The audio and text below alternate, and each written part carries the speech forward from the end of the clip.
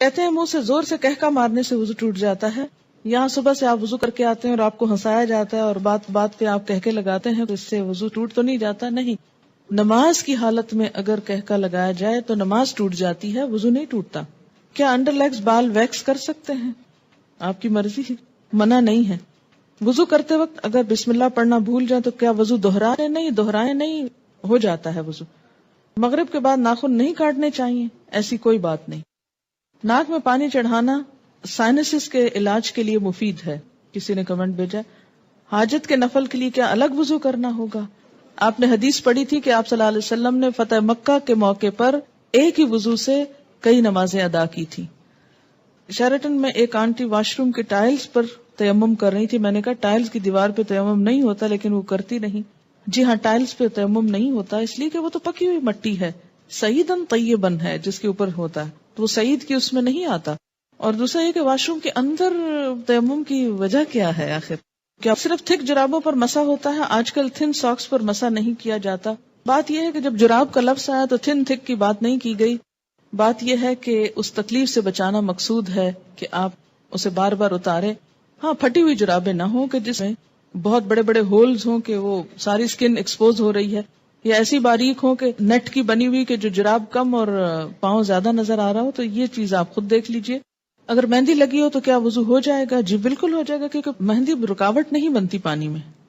ہاں، اگر ایسی کوئی چیز آپ نے لگائی ہے کہ وہ چھلکا بن گیا اور اس کے اوپر سے اتر رہا ہے تو وہ اور بات ہے. کسی بھی چیز کے لگنے کے بعد اگر پانی اس کے ریشے تک پہنچ جائے، ویٹ ہو جائے، وہ سارا دھل جائے، اس کے اندر سے پانی گزر جائے تو کوئی بھی چیز منع نہیں ہے.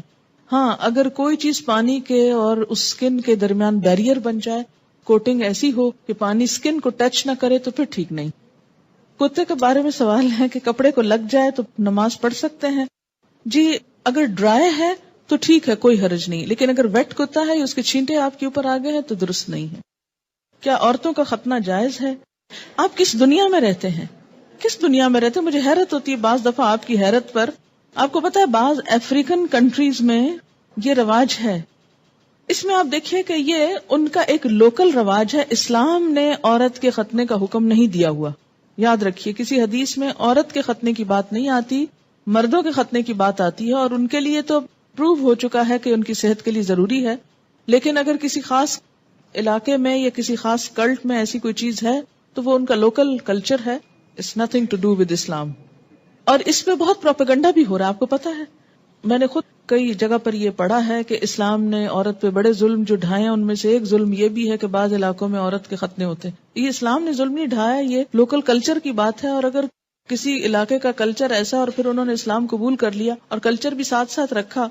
اب مثلاً آپ کسی دن یہ پروپیگنڈا شروع کر دیں کہ جو کانچ کی چوڑیاں ہوتی ہیں اگر ٹوٹ جائیں تو عورت بیچاری کا وہ خون نکال دیتی ہیں اور یہ بڑا ظلم ہے، اس لیے ان کو بنانا بند کرنا چاہیے. تو اب یہ اسلام نے تھوڑی آپ کو کہا کہ آپ کانچ پہنے. آپ کا لوکل کلچر ہے، کسی اور ملک میں ایسا نہیں ہوتا، تو آپ کی مرضی، آپ پہنے نہ پہنے، پہنے تو احتیاط کریں، نہیں پہنے تو نہ پہنے. بہت ساری چیزیں ایسی ہیں کہ جس میں اسلام نے نہ کرنے کو کہا ہے اور نہ چھوڑنے کو کہا ہے. بہت سے لوگ کہتے ہیں کہ دیوار پر ہاتھ مار کر تیمم ہو جاتا ہے، اگر اس پر مٹیوں کے قرآن پاک کی آیت کیا ہے؟ سعیدن طیبن. پلین میں پانی موجود ہے، واش روم بھی ہے، لیکن جا کر کرنا مشکل ہے تو کیا تیمم کر کے نماز پڑھ سکتے ہیں؟ وہاں وضو کی جگہ کتنی ہوتی ہے یہ بھی بتائیے. دوسری بات یہ کہ جو لمبی فلائٹس ہوتی ہیں اس میں بعض حضرات وضو کر کر کے پانی اس طرح ختم کر دیتے ہیں کہ اس کے بعد میں جانے والوں کو بیچاروں کو ہاتھ دھونے کے لیے بھی کچھ نہیں ملتا. میں خود اس بات کی عینی شاہد ہوں. اس لیے جہاں پانی صرف وقتی استعمال کے لیے رکھا گیا ہو وہاں آپ اس سے زیادہ استعمال کر کے دوسروں کا حق نہ ماریں. ہاں، آپ پوچھ لیں جہاز والوں سے کہ اس میں 300 لوگوں کے وضو کا اہتمام ہے تو ٹھیک ہے، کر لیں. اگر غسل کرنے کے بعد استنجا کیا جائے تو کیا وضو قائم رہے گا؟ نہیں. اگر صابن لگاتے ہوئے یا ویسے دوبارہ انسان کا ہاتھ ایسی جگہ کو چھو جائے کہ جس کے چھونے سے وضو ٹوٹ جاتا ہے تو غسل کے بعد پھر دوبارہ وضو کرنا ہوگا. کیا وضو کے بغیر حدیث کے ٹیکسٹ کو چھوا جا سکتا ہے؟ چھوا جا سکتا ہے. غسل پاکی میں غراروں کا حکم ہے؟ نہیں، ایسا کوئی حکم نہیں ہے. یعنی کلی کرنا کافی ہے، گلے میں پانی ڈال کے غرارے کرنا ضروری نہیں. کسی نے مسئلہ پوچھا کہ انٹر کورس کے بعد پاک ہو جاتی ہے اور نماز بھی پڑھ لیتی ہے لیکن اس کا ڈسچارج ہوتا رہتا ہے تو اس صورت میں کیا کریں؟ ایک دفعہ نہانے سے پہلے اپنی طرف سے پوری صفائی کر لی جائے، اگر اس کے بعد کوئی ایسی چیز ہو تو دوبارہ بس وضو ہی کافی ہے۔ کیا ریزر کا استعمال کر سکتے ہیں؟ جی کر سکتے ہیں۔ MATTE، یہ کس قسم کی لپسٹک ہوتی ہے؟ صرف لپسٹک ہوتی ہے۔ کیا اس سے وضو ہو جاتا ہے یا پانی ہونٹوں تک نہ پہنچے گا؟ میں نے کبھی لگائی نہیں، اس لیے مجھے پتہ ہی نہیں کہ یہ کیسی لپسٹک ہے۔ یاد رکھیں کہ چھوٹے چھوٹے سوال اس طرح کے پوچھنے کے بجائے شریعت کا ایک اصول یاد رکھیں۔ ہر وہ چیز جس سے پانی سکن تک پہنچنے میں رکاوٹ نہیں ہوتی اس سے وضو ہو جاتا ہے۔ کوئی بھی چیز جس کے لگنے سے پانی سکن کو نہیں چھوتا، خواہ وہ کچھ بھی ہو، وضو نہیں ہوگا۔ وضو کرنے کے بعد اگر ٹی وی دیکھیں تو کیا وضو ٹوٹ جاتا ہے؟ اس میں بھی کیا اصول کار فرمائے؟ یہ میں نے سوال، مجھے معلوم تھا کہ یہ کوئی ایسا نہیں، لیکن میں نے جان بوجھ کے پڑھا ہے۔ کیوں جان بوجھ کے پڑھا ہے؟ اس سے آپ کو سکھانا ہے۔ کہتے ہیں نا کہ ضروری نہیں کہ ایک بہت اچھے سوال سے انسان سیکھے، بعض اوقات ایک ایسے مذاقہ خیز سوال سے بھی کچھ سیکھ سکتے ہیں آپ۔ کیوں؟ اس لیے کہ جب تک شریعت کے جو احکامات ہیں ہمارے لیے ان کی علت نہیں معلوم ہوگی، وجہ نہیں معلوم ہوگی، اس وقت تک ہم سمجھ نہیں پائیں گے۔ پہلی بات تو یہ کہ وضو ٹوٹنے کے اسباب یا علت کیا ہے؟ کیا وجہ ہے کہ شریعت نے دوبارہ وضو کرنے کے لیے کہا ہے؟ کہ جسم کے اندر سے ناپاک ڈسچارج جب نکلتا ہے، مثلا بہت سے لوگ مجھ سے پوچھتے ہیں بچوں کو دودھ پلانے سے وضو ٹوٹ جاتا ہے؟ نہیں ٹوٹتا۔ اس طرح تو ماں کو ایک عذاب میں ڈال دیا جائے کہ بچے بعض اوقات ایسے ہوتے بہت تنگ کرتے ہیں، ان کو ایک عادت ہو جاتی، جو بچے بڑے ہوتے ہیں ان کو عادت ہو جاتی کہ ہر تھوڑی دیر میں آ کے ماں کو تنگ کرتے ہیں کہ دودھ دو، بعض اوقات ماں کو مارنا شروع کر دیتے ہیں، پریشان کرتے ہیں۔ اب ماں صرف اس لیے مار کھاتی رہے کہ میرا وضو ہے، اور بعض اوقات یہ کہ 2 سنت پڑھی آپ نے اور فرض پڑھنے کے درمیان میں بچے نے شور مچانا شروع کر دیا، بجائے اس کے کہ آپ فرض پڑھیں، آپ پہلے کیا کریں، اسے دودھ پلا لیں، اور آپ اس لیے نہ پلائیں کہ وہ میرا وضو نہیں رہے گا، تو بچہ شور مچا مچا کے سب کو جگا ڈالے، اور پھر یہ کہ آپ نماز میں بھی کوئی توجہ نہ ہو کہ وہ چیختا ہے چلاتا رہے، میں پہلے نماز پوری کر لوں پھر دودھ پلاؤں گی۔ تو اسلام نے ایسے احکام نہیں دیے۔ اس میں کیا حکم ہے کہ آپ دودھ پلا سکتی۔ اسی طرح بعض اوقات زکام ہو جاتا ہے آپ کو، تو زکام سے وضو نہیں ٹوٹتا آپ کا، اگرچہ وہ ناک سے کوئی ناپاک ڈسچارج بھی نہیں، لیکن اس کو صاف بھی نہیں کہہ سکتے، طیب میں نہیں آتا، ہاں، اس سے بھی وضو نہیں ٹوٹتا۔ اسی طرح آنسو ہے، آنسوؤں سے بھی وضو نہیں ٹوٹتا کہ ایک شخص کو گھنٹہ رو لیا ہے اور اس کے بہت آنسو بہ لیے، تو اس سے بھی اگر زیادہ بہا سکتا تو بہا لے اپنا دل ٹھنڈا کرنے کو، وضو نہیں ٹوٹے گا۔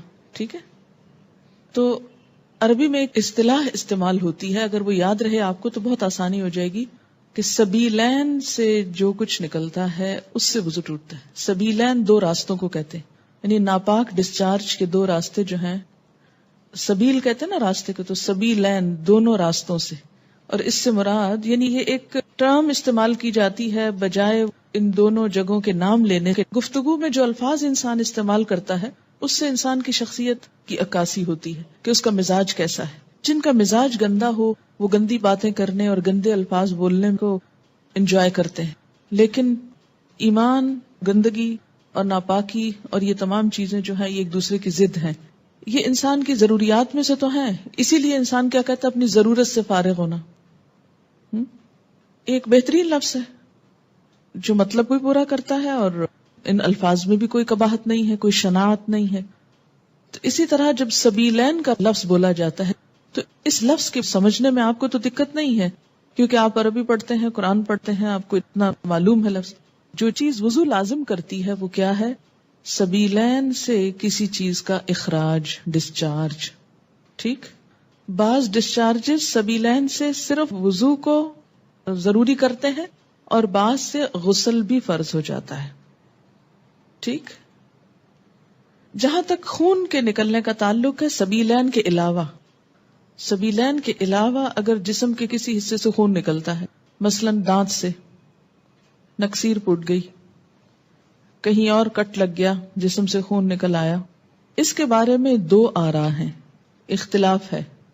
سبیلین میں کوئی اختلاف نہیں، یاد رکھیے، سبیلین کے اخراج میں کوئی بھی اختلاف نہیں، سب کے ہاں ایسے ڈسچارج سے کسی بھی چیز کے نکلنے سے وضو نہیں رہتا، لیکن خون اگر سبیلین میں سے نکلے تو وضو نہیں رہے گا، مگر جسم کے کسی اور حصے سے، مثلا دانت سے، ناک سے یا ہاتھ سے، اس کے بارے میں 2 رائے ہیں۔ 2 کون سی رائے ہیں؟ ایک رائے یہ ہے اگر اتنا نکلے کہ ایک قطرہ بن کے بہہ جائے، بہنے والا خون نکلے تو وضو نہیں رہتا. ٹھیک ہے، بہنے سے مراد کیا ہے؟ مثلاً کٹ لگا، پہلے رستا رہا، پھر کٹھا ہوا، کٹھا ہو کے ڈراپ گر گیا تو وضو ٹوٹ گیا. ایک یہ رائے. دوسری رائے کیا ہے اس میں کہ نہیں، اس سے وضو نہیں ٹوٹتا، اور وہ دلیل کیا دیتے ہیں کہ حضرت عمر رضی اللہ تعالیٰ عنہ کو جب نماز میں شہید کیا گیا تھا تو انہوں نے نماز چھوڑی نہیں، یا حضرت علی رضی اللہ تعالیٰ عنہ کا جب تیر نکالا گیا تھا نماز کی حالت میں تو انہوں نے نماز توڑی نہیں تھی. ظاہر ہے تیر نکلا تو کیا خون نہ نکلا نا. ہاں، اسی طرح اگر آپ نے وضو کیا ہے، بعض اوقات ایسا ہوتا ہے نا کہ وضو کر کے آپ ہٹنے لگتے ہیں کہ آپ کو منہ محسوس ہوتا ہے، آپ دوبارہ اسپٹ کرتے ہیں تو کیا ہوتا ہے، اس میں کچھ ریڈش محسوس ہوتا ہے کہ لگتا ہے کہ مسوڑوں سے خون آ گیا. اب اس میں وضو کی ایسی ضرورت نہیں ہے.